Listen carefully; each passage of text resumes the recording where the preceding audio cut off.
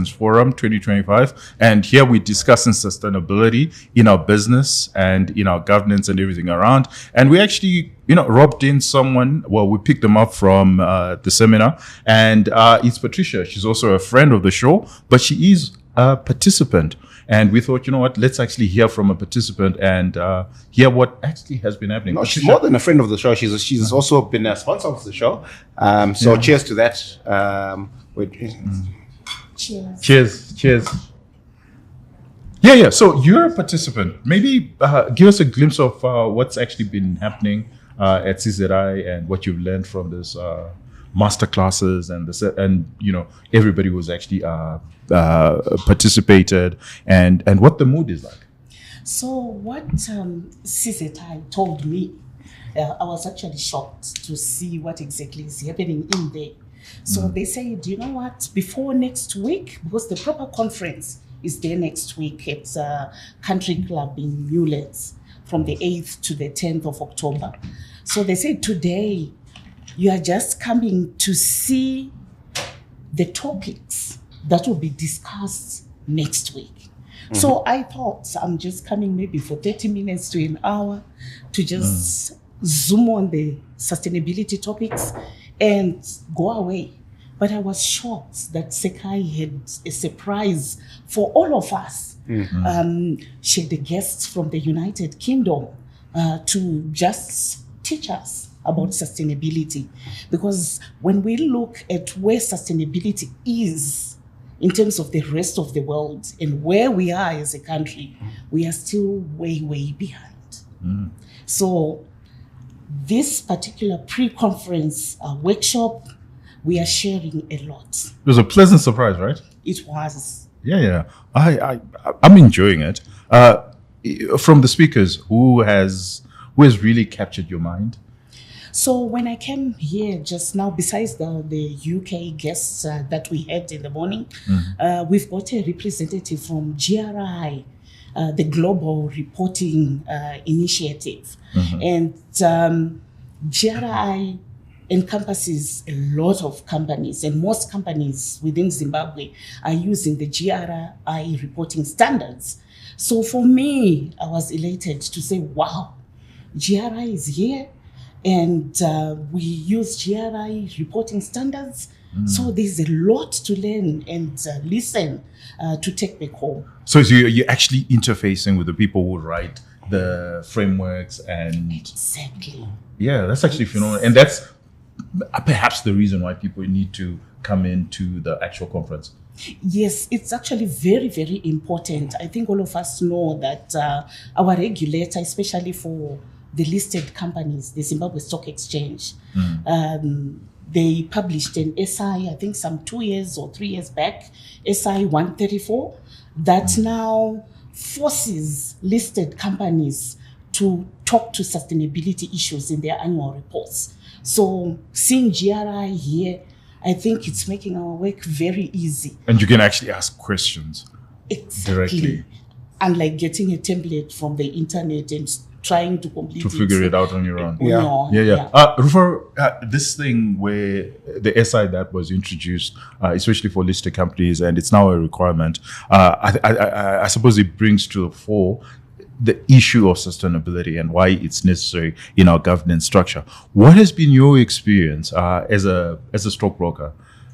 Yeah, look, I think one of the challenges on our market, and this is an open secret, is basically raising capital. Zimbabwe has got a bad rep in global capital markets, and so we actually need to work on the perception of our market and our companies out there. And one of the things that everywhere else in the world is taken for granted is that you're actually quite serious about sustainability issues. And I think our market was behind in that regard in terms of the reporting. And it was actually quite aggressive and prescient of the regulator to see this deficiency and actually issue the regulations to bring everybody to where the rest of the world is in terms of reporting on sustainability. And it just makes the conversation easier when you're trying to raise capital. If you actually have ticked all of those boxes.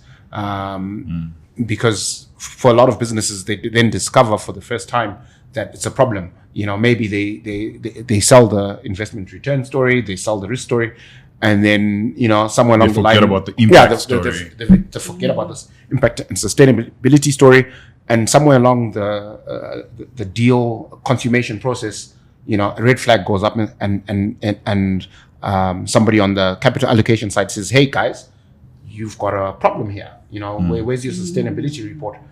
And the guys are saying, "Sustainability report? What's that? Why do I need?"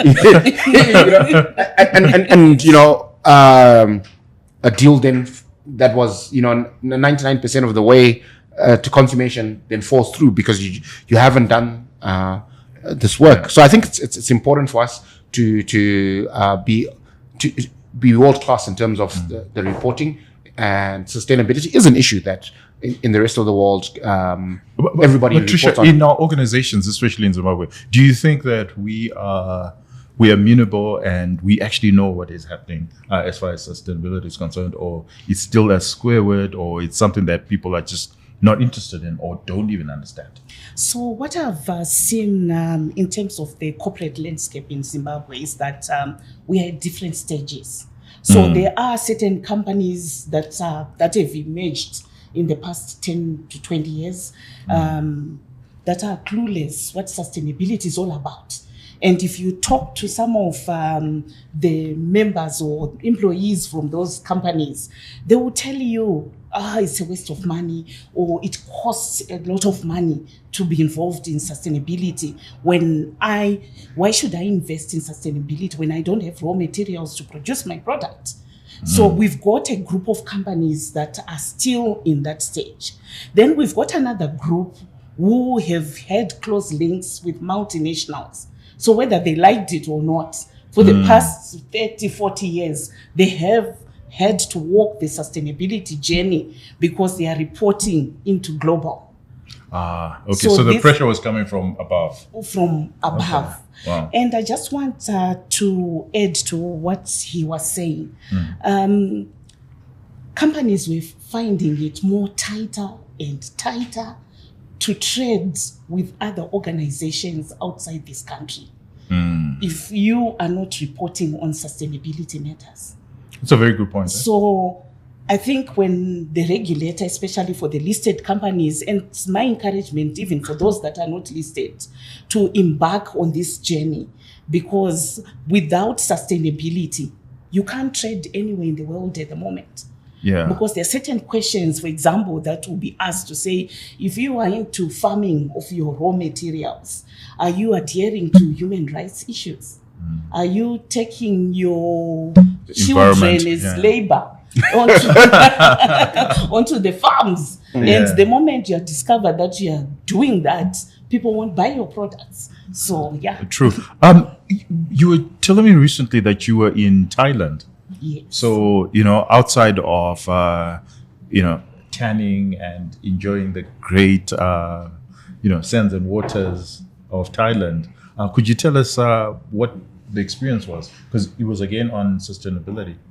Yes, I had the privilege of going with students from University of Zimbabwe and Bindura University of Science Education to present their sustainability projects at the Enectus World Cup competitions. And congratulations to them, to both teams.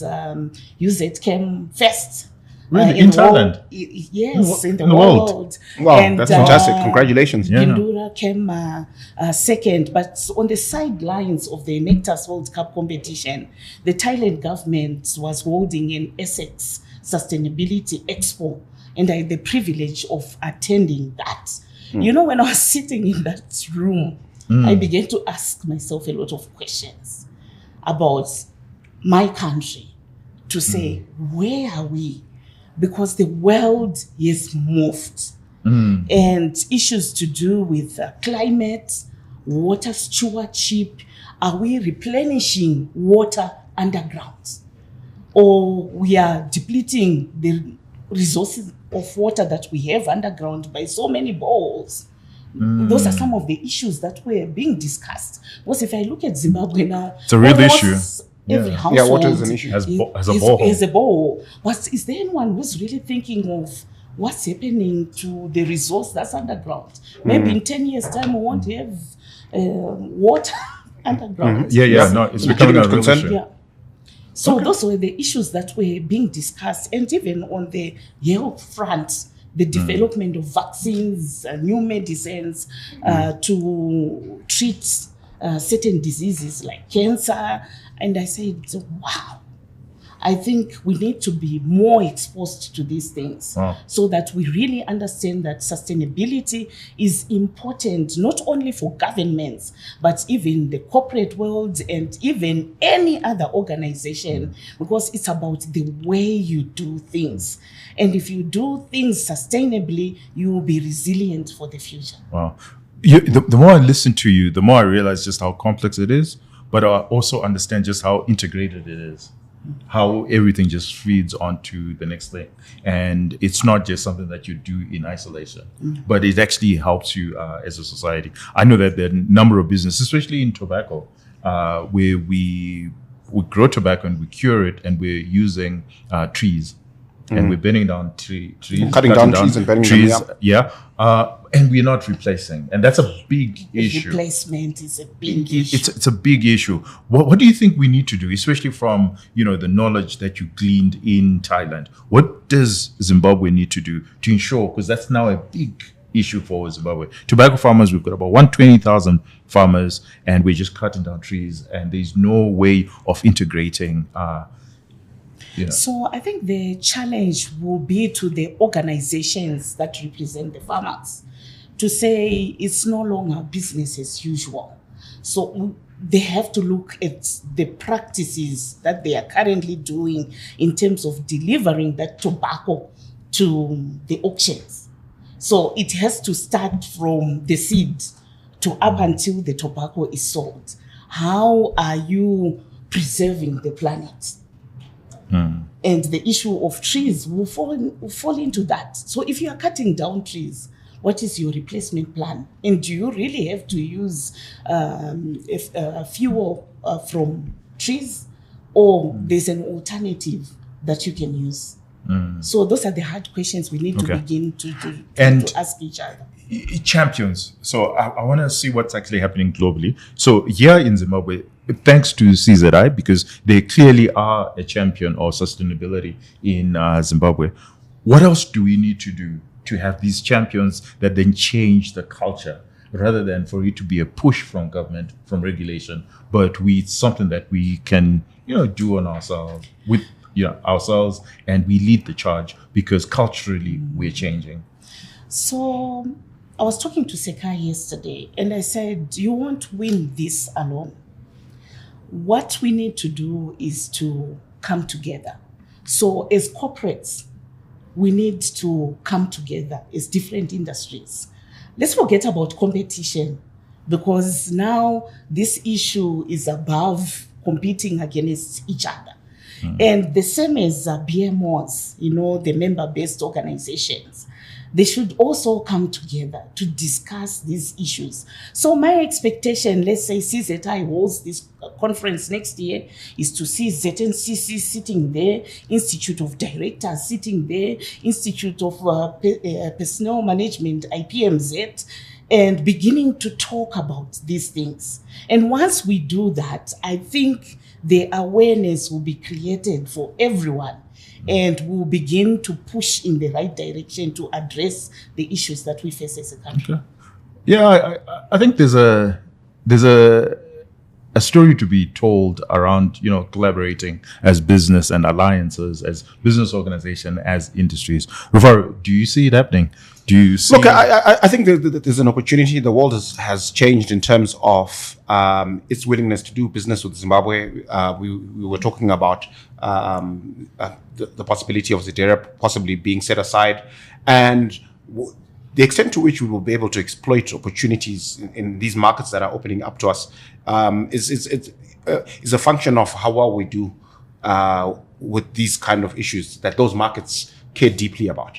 Right. So it will do us no good to have access to the US market, for example, if we are non-compliant, and everybody who is considering getting products from Zimbabwe, says, but wait a minute, you guys are not compliant when it comes to these issues of sustainability, so we can't actually trade with you. One of the things that we've discussed a lot is how Zimbabwean businesses tend to be inward-looking and aren't exploiting markets outside. And probably that's one of the handicaps that we have, where the reason why we are not able to grow regionally and globally and exploit markets outside Zim is because we're behind the curve when it comes to these issues. And so we can't compete with, companies in other parts of the world that are already compliant.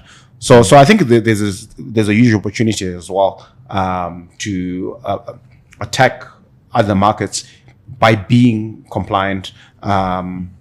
So that's a very good point, and I'm keen to hear your views on this, because what Rufaro is saying is it's very possible that CZI and others could be the good actors, but it takes one bad actor to ensure that you're not meeting the standards that are required internationally. Because when international capital or anyone looks at Zimbabwe, they look at the country and less the individual company. So while it's well and good that you're complying, but you just takes one bad actor and that's it for the entire country. What are your thoughts on that? And what do we need to do with the bad actors?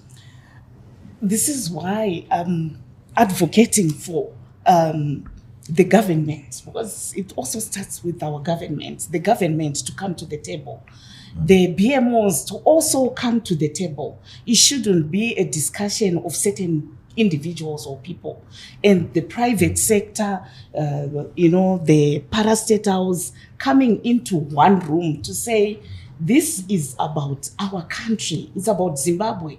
No one is going to be singled out to be said they're doing something right. If the international world is going to shun us, it will shun us as a group.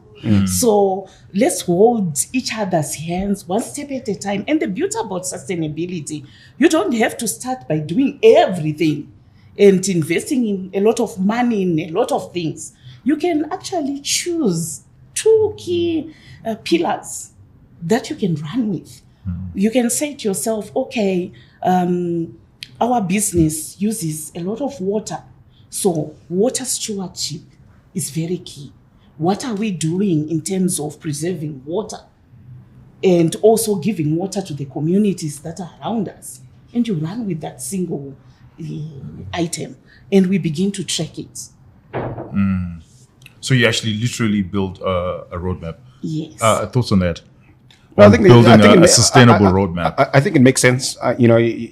There's that old question about how do you eat an elephant? It's one bite at a time, right?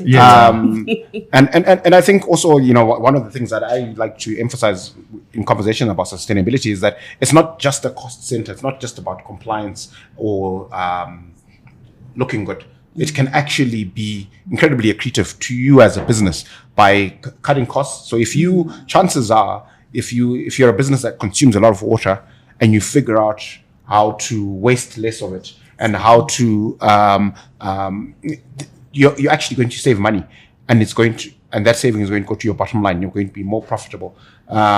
If you are compliant in terms of the sustainability issues, it will open up markets that were perhaps close to you outside the country that will enable new sales, right? That adds to your top line, right? So it's not just about doing the right thing at a cost, right? It's actually good for your business from the perspective of you potentially generating more revenue or significantly reducing your costs and having a richer bottom line. So I think there's a lot in the sustainability, story that's really good for business that we should evangelize. Yeah. And the other reality is the consumer is also changing, because it's now Gen Z and Gen Z. And Gen Z. And they're demanding a lot of those parameters to be. I mean, when we were growing up, I never looked at what was actually the ingredients in any particular water or drink or whatever. just didn't care. You know, the amount of sugar in it, I just didn't care. I just consumed. But I think that the new generations are aware about these things, and they are not just interested in your product. They want to know that your product has an impact. So you now have to respond to the consumer and to the market. Your thoughts on that?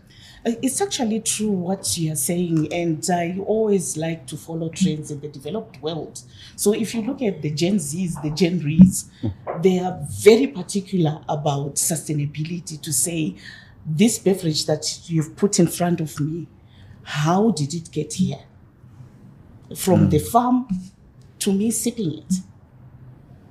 And if they find something wrong, they won't put their money there. So as a business, you will die. And maybe this is why some companies are finding it very difficult to operate, because consumers have shifted. What they are demanding is actually more. So for companies, my encouragement is to say there's value in sustainability. You spoke about quite a lot of things, and even reputation. If you do things sustainably, it means you're building the reputation of your company. And normally with my colleagues, when I talk to them, I say, consumers are no longer buying brands or products. They are buying the reputation of the organization. So where are you in terms of reputation? And you must defend that and build it for the next 100 years. I think that's a beautiful way of ending this. Yep. This has been very insightful. Thank you very much to CZI. Thank you very much to Delta for actually sponsoring this. It's been great. It's been wonderful. And it just shows us the concern that Delta has on sustainability and helping the conference and helping the participants to actually engage and talk about these issues. So thank you very much. Cheers, and kudos, Delta. Delta. Very refreshing. Cheers.